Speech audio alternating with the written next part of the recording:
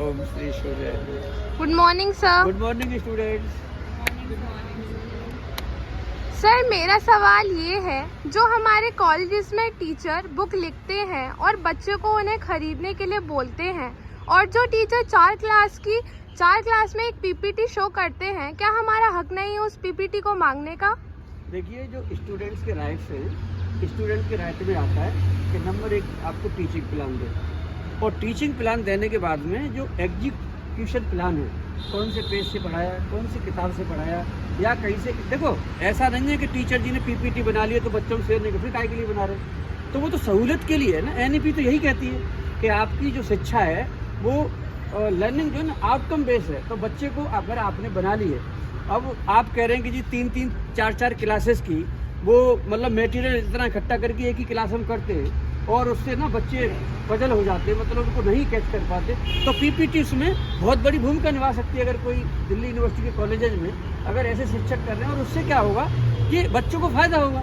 तो देखिए, ये अगर ऐसा नहीं कर रहे हैं तो ठीक नहीं है। मेरे हिसाब से सम्मानित शिक्षकों को जो भी पढ़ा रहे हैं, जिस भी मटेरियल से पढ़ा रहे हैं, वो मटेरियल देना चाहिए। उसमें किसी भी तरह का कोई कॉपीराइट या वो राइट कुछ भी नहीं है।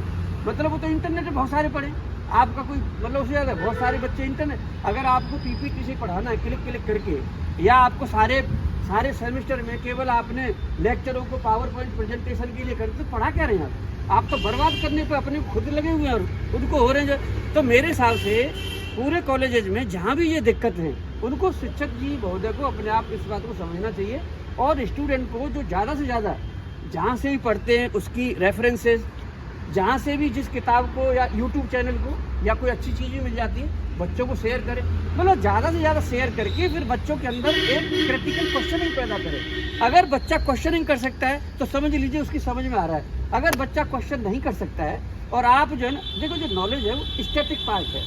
नॉलेज जो क्या है, स्टैटिक पार्ट है। तो आपने वो दे दिया, लेकिन बच्ची क्लैरिटी तो नहीं है ना। तो क्लैरिटी देने के लिए, कंसेप्ट क्लियर करने के लिए बच्चों में क्रिटिकल थिंकिंग का होना, वैज्ञानिक दृष्टिकोण का होना बहुत जरूरी है। तो मैं आपकी बात से सहमत हूँ। और जो शिक्षक मान लो किताब लिख रहे हैं, तो किताब लिख रहे हैं उसकी रॉयल्टी आ रही है ना। मान लो आप किताब लिख रहे हैं, आपको 50 लाख रुपए आ गए, तो आपने पढ़ाया नहीं, वहाँ किताब लिखी और आपने कंपनी खोली तो उसके जो पैसा आया।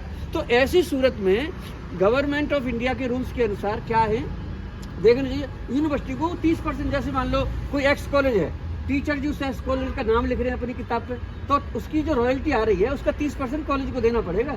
ये तो अभी लोगों को पता नहीं है। तो ये सारी चीज़ ऐसी हैं कि जिसको हमारे मतलब गौरव को बढ़ाने के लिए शिक्षकों को अपने आप करना चाहिए। और स्टूडेंट की ड्यूटी है कि जब टीचिंग प्लान मिल गया, स्टडी मटेरियल मिल गया, तो वो उसको पढ़ें और फिर डिस्कस करें, और रिसर्च करके जहाँ जहाँ भी कमियाँ हैं उसको आगे बढ़ाएं और अपने देश को विकसित बनाएं। 2047 का जो भारत सरकार का जो उद्देश्य है, ऑनरेबल प्रेसिडेंट ऑफ इंडिया जी का भी है कि हम अपने राष्ट्र को विकसित बनाएंगे। तो विकसित आप लोग बनाएंगे, रिसर्च से बनाएंगे, क्रिटिकल थिंकिंग से बनाएंगे, लर्निंग बेस्ड आउटकम से बनाएंगे। आप इन सब चीज़ों को अगर करेंगे और आगे बढ़ाएंगे, तो एक दिन हमारा भारत जो है बिल्कुल विकसित देश होगा। इन्हीं शब्दों के साथ आप अपनी क्लास में जाएँ। 8:30 बजे की फिर आपकी क्लास होगी। थैंक यू, धन्यवाद।